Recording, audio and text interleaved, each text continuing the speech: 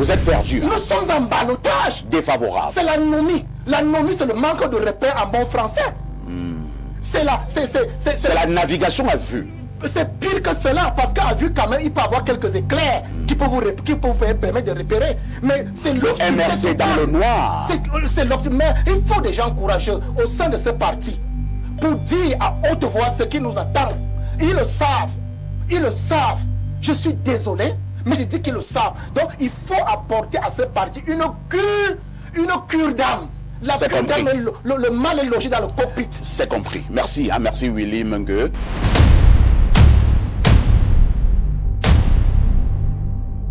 Aux ides de Mars, en l'an 44 avant Jésus-Christ, Jules César ne s'effondra pas sous les coups de ses adversaires déclarés. Le dictateur romain avait survécu à la fureur des champs de bataille, aux charges de cavalerie et au complot de ses rivaux au Sénat. Mais son cœur cessa de battre et ses forces l'abandonnèrent lorsqu'il aperçut parmi la meute des conspirateurs brandissant le fer le visage de Brutus. Tu coquin Philippe, toi aussi mon fils. Ce n'était pas la lame qui était mortelle, c'était le bras qui la portait, celui du confident, du lieutenant fidèle, du compagnon de route élevé dans l'intimité sacrée du pouvoir. L'histoire universelle n'a jamais pardonné cette tragédie. Les blessures les plus profondes, celles qui ne cicatrisent jamais, ne sont jamais infligées par l'ennemi de l'extérieur. Elles viennent de l'intérieur de la citadelle, portée par ceux qui partageaient le pain, les larmes et le secret de Dieu.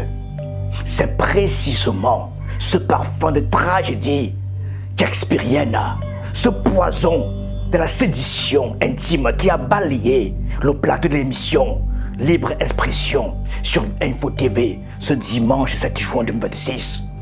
Durant 10 minutes d'une intensité dramatique, brute, suffocante, un lieutenant de la première heure, un homme dont la loyauté envers la cause de la Renaissance semblait gravée dans le marbre des certitudes, a planté un couteau doctrinal dans le dos de Maurice Kamto. Ce dimanche, le don a donné comme un orage d'équinoxe. Les mots ont mordu jusqu'au sang. La gestuelle a trahi une fureur volcanique. Ce moment de télévision n'était pas une banale joute politique pour meubler l'audimat. C'était un acte de profanation en direct. Le spectacle d'un fils spirituel retournant l'arme sacrée du droit contre le souverain absolu du mouvement. C'est membre du MRC. Je suis militant du MRC. Le MRC originel qu'il faut distancer avec le MRC in vitro qui est né en décembre dernier.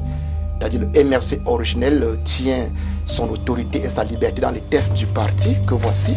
Ils sont là, c'est les tests du parti qui sont issus de la dernière convention du MRC qui s'est tenue du 9 au 10 décembre 2023.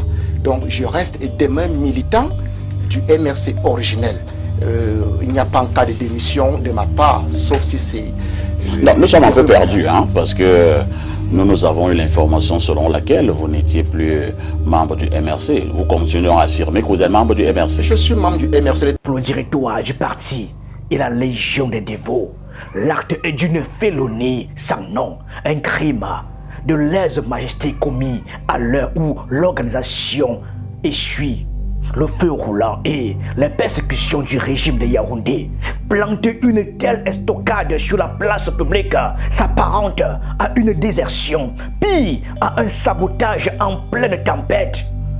Mais dans la logique froide, presque mystique du frondeur, la trahison a changé de camp. Il ne se voit pas en Judas rampant, mais en Brutus républicain, immolant le chef pour sauver l'âme de la patrie militante. Qu'est-ce que vous entendez par originel, MRC ceci, MRC cela? Non, je crois que... Il n'y a pas un seul MRC? Non, l'allure que le parti a prise depuis le 21 décembre 2025 avec la tenue de cette fameuse convention extraordinaire par visioconférence a complètement éclaboussé les fondamentaux de ce parti. On ne peut pas tenir une visioconférence, une convention par visioconférence en violant violant littéralement deux articles fondamentaux que sont l'article 29 de nos textes. Le voilà qui théorise l'œil noir face caméra, un grand schisme sémantique. Il décrète la mort clinique de la cohésion, de la cohérence interne en opposant deux entités que tout se bat désormais. D'un côté, il se proclame le gardien farouche du temple du mouvement originel, le seul dépositaire légitime des statuts rejetés dans le sang et l'espoir lors de la Convention nationale de décembre 2023. C'est le parti Institution, celui qui avait promis au peuple camerounais de briser les chaînes de l'arbitraire par le règne interpersonnel de la règle. À cette orthodoxie textuelle, il oppose un monstre bureaucratique né dans les éprouvettes du virtuel, un parti qu'il qualifie au mépris d'in vitro, enfanté par une convention extraordinaire par visioconférence en décembre 2025. C'est le cœur de son imprécation. La formation politique se serait récroquevillée dans une bulle étanche colonisée par une cour de dévots, de flatteurs et de fanatiques dogmatiques.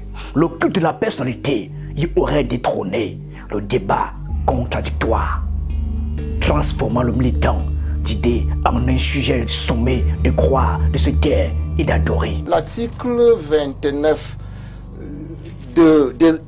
des statuts du MRC issus de la 3e convention en décembre dit ceci: tout autre membre du parti ne peut être candidat au poste électif que s'il est âgé d'au moins 30 années à jour de ses cotisations et totalise 3 années au moins de militantisme sans interruption au sein du parti.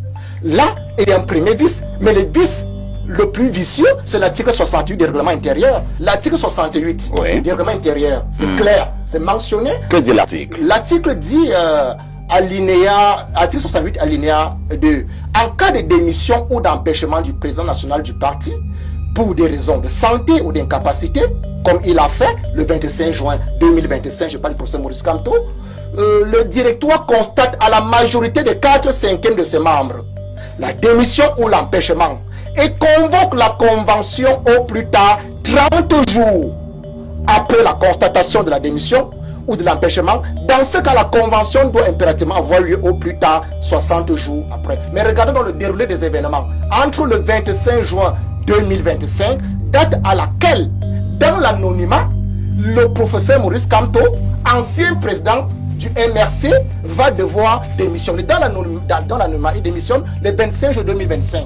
Il annonce officiellement cette démission par une conférence de presse courue à Odjan le 19 juin 2025.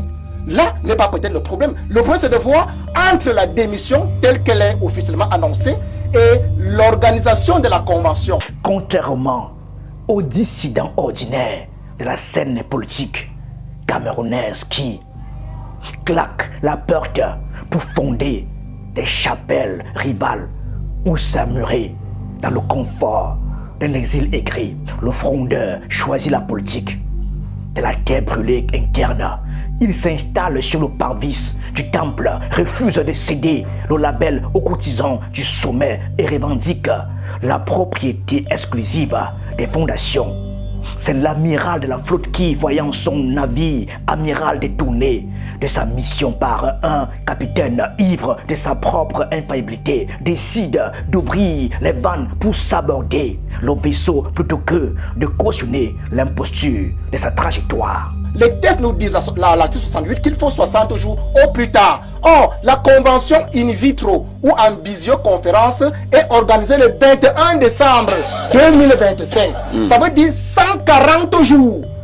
140 jours se sont écoulés entre la démission dans l'anonymat et tout au mieux la démission officielle et la tenue d'une convention extraordinaire sous une forme matérielle que ne reconnaît pas les statuts. Parce que les statuts reconnaissent la convention sous une seule forme.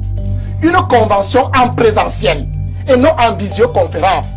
Sans évoquer un vice administratif en amont. L'interdiction de cette convention le 29 novembre 2025.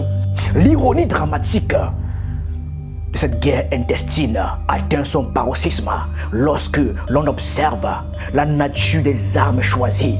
Maurice Kamto s'est forgé un destin national et une statue internationale sur la sacralité de la norme juridique. Il est le professeur, le constitutionnaliste, l'homme qui a promis au peuple d'opposer la force du droit au droit de la force, voir son propre lieutenant utiliser les articles de ses propres statuts comme un couperet contre lui, confère à cette séquence une résonance de châtiment textuel. C'est la profanation du maître par l'élève. Le réquisitoire tourne avec la précision d'un couperet de guillotine.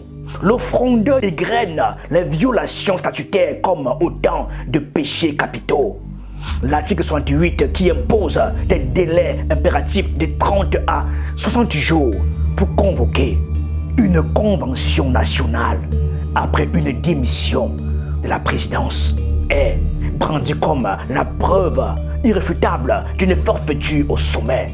Le décompte des 140 jours ayant séparé l'annonce du renouvellement du mandat et la tenue effective des assises virtuelles devient le procès verbal d'un directoire en état d'illégalité flagrante. Plus grave encore, le recours à la visioconférence pour valider la reconduction du chef est dénoncé comme un lâche subterfuge technologique, une entorse grossière à l'exigence de présence physique inscrite dans l'esprit des textes de 2023 pour court-circuiter les verrous d'éligibilité de l'article 29. En qualifiant cette gouvernance de parjure et de contrôle légal, la dissidence ne cherche pas seulement à contester un poste, elle veut détruire la source originelle de la légitimité du leader. L'argument est un poison lent mais dévastateur. Si les architectes du changement bafouent leur propre loi intérieure, de quel droit moral prétendent-ils restaurer l'état de droit au sommet de la nation? On se retrouve là dans un scénario de parjure, donc de violation continue des textes. On se retrouve là dans une situation qui expose non seulement la perspective du parti, mais qui empêche même au parti à l'intérieur de fonctionner normalement. Parce que ces violations flagrantes de nos statuts et règlements intérieurs issus d'une convention ordinaire en 2023 sont de nature à considérer que celui qui se positionne aujourd'hui comme président du parti baigne dans l'illégalité et l'illégitimité. C'est pour ça que je parle de deux types de MRC. Le MRC originel qui s'appuie sur les statuts et deux MRC in vitro qu'on a fabriqué quelque part pour un retour forcé à la tête du parti. Et moi, Willy Mengue, en tant que militant du parti, je ne peux pas laisser alimenter ou prospérer une telle situation qui a des conséquences sur l'avenir politique du parti. Pourtant, le tonnerre du procureur de Plateau ne saurait étouffer les clameurs de la réalité politique au Cameroun. Cette crise ne se joue pas dans le calme feutré d'un tribunal constitutionnel, mais dans l'arène féroce, sanglante et asymétrique d'un régime répressif. Pour les fidèles de la direction, le coup de poignard du lieutenant est une infamie d'autant plus insupportable qu'il ignore superbement la tragédie de l'encerclement que subit le parti au quotidien. Le recours au virtuel en décembre 2025 n'était pas une caprice autocratique, c'était une mesure de légitime défense, une réponse de survie politique à l'interdiction administrative formelle prononcée par les baïonnettes de Yaoundé quelques semaines plus tôt, face à un pouvoir qui asphyxie méthodiquement l'opposition, militarise l'espace public, interdit les rassemblements et jette les cadres dans les geôles du pays. L'obsession de la pureté procédurale devient ici une naïveté suicidaire. Le camp du directoire oppose ainsi la légitimité du combat de tranchées à la légitimité du règlement intérieur. Dans la tempête, l'unité absolue autour du commandant charismatique est la seule digue contre le naufrage collectif. Assouplir les calendriers, numériser les votes, centraliser les décisions, autant d'actes de résistance pour maintenir l'appareil en état de marche.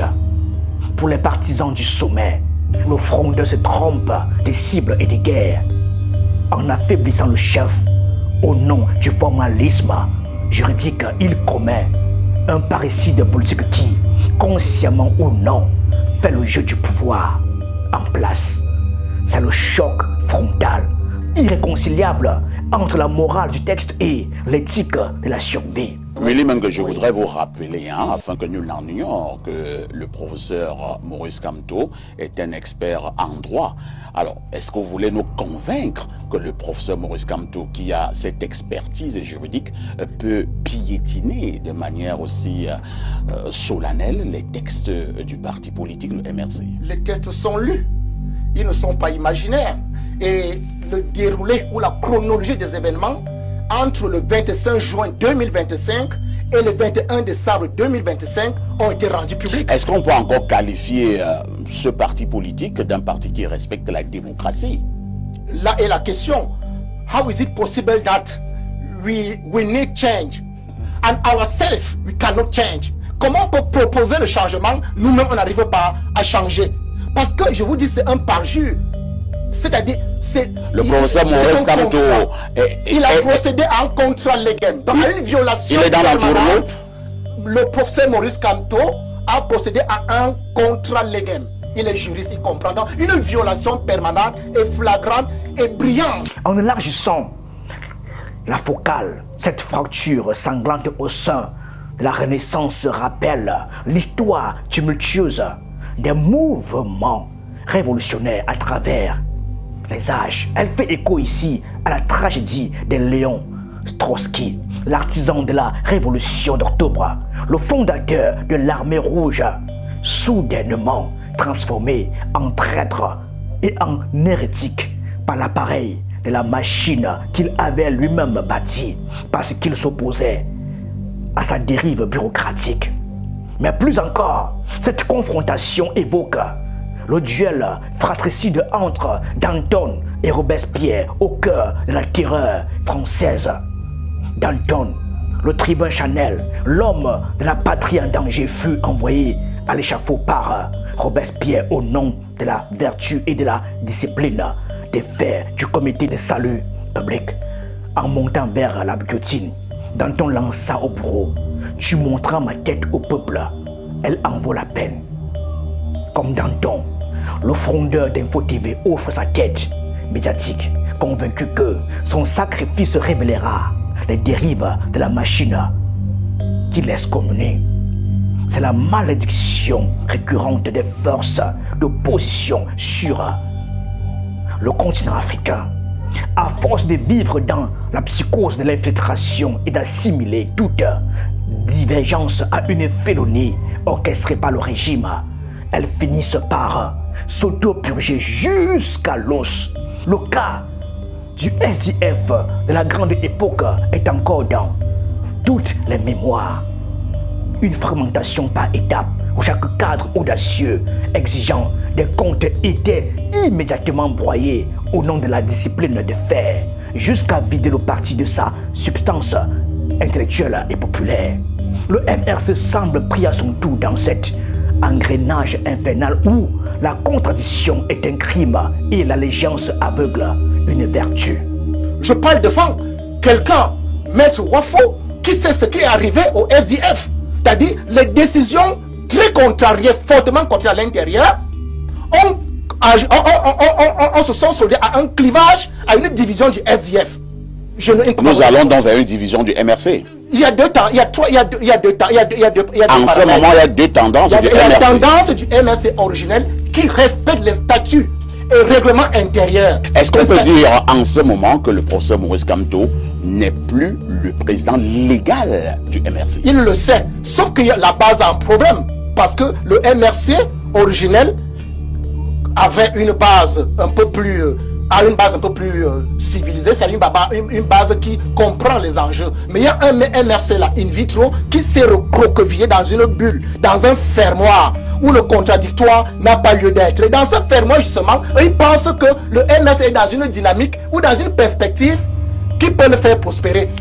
Or, les tests nous disent aujourd'hui que même la corrélation entre le MRC et le pouvoir en place, c'est toujours le même pouvoir qui est là. Vraiment, la température n'est pas bonne. Et quand nous ajoutons à cela des violations de nos propres statuts, à Mondovision, nous contrarions nos propres déclarations et nous pratiquons autre chose.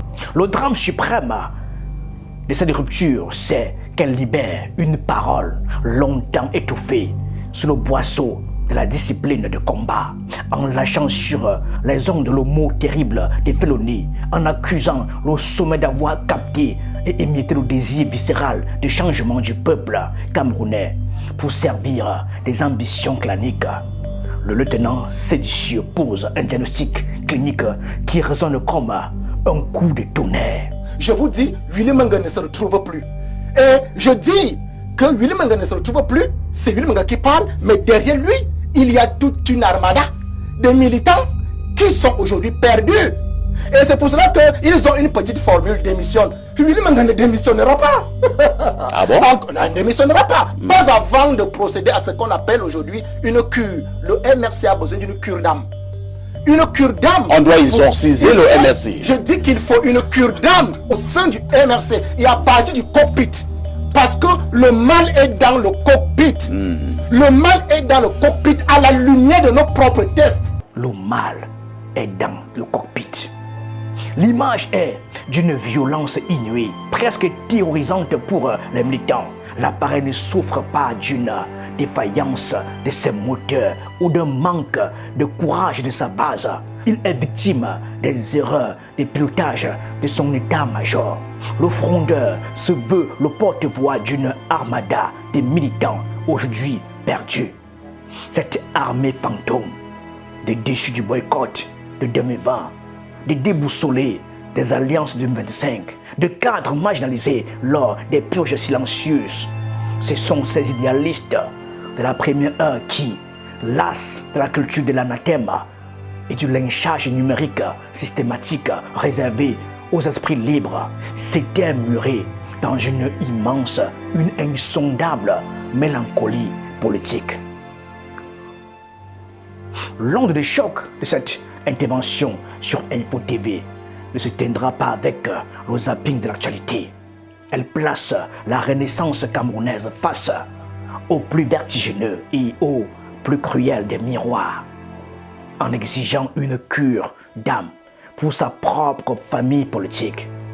Le lieutenant révolté pose la question fondamentale qui hante toutes les transitions démocratiques. Peut-on valablement promettre de libérer une nation tout entière lorsque l'on maintient sa propre maison politique sous le régime du silence, de la peur et de l'orthodoxie absolue?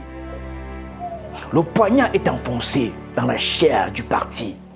La manière dont le directoire choisira de répondre à cette blessure ouverte par l'exclusion bureaucratique froide ou par un sursaut d'ouverture dira si ce mouvement est encore une force d'avenir capable d'intégrer la tempête des idées ou s'il a définitivement entamé sa phase de redissement doctrinal et de fossilisation.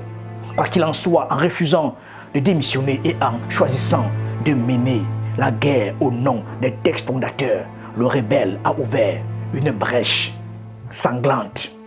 Les ides de mars de la Renaissance ont commencé et plus rien ne sera jamais comme avant. Merci.